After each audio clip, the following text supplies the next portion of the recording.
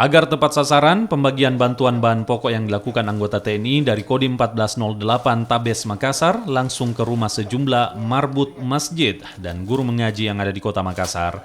Bantuan bahan pokok ini berupa beras, telur, dan minyak goreng. Bantuan bahan pokok untuk marbut masjid dan guru ngaji akan dilakukan di seluruh kecamatan yang ada di Makassar untuk meringankan beban marbut masjid dan guru ngaji akibat penyebaran COVID-19. Dan jumlahnya hanya 67. Saya kira masih besar kemungkinan masih banyak yang belum dapat ini. Jadi ada kemungkinan kita akan tambah datanya ini untuk diserahkan ke TNI atau seperti apa? Nanti dilihat bagaimana, apakah bisa kita tambah. Kalau memang masih memungkinkan ya masih kita bantu untuk guru-guru mengaji misalnya, imam-imam masjid, mubalig.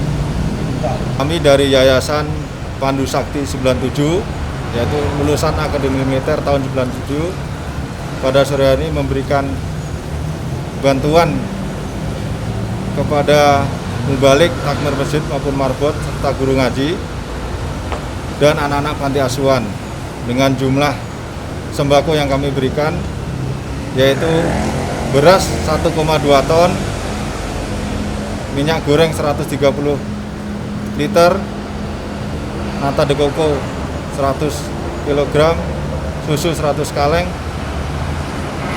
teh celup 100 kotak, sarung 100 lembar, telur 34 rak. Yang kita berharap bantuan itu bisa bermanfaat bagi rekan-rekan saudara muslim kita.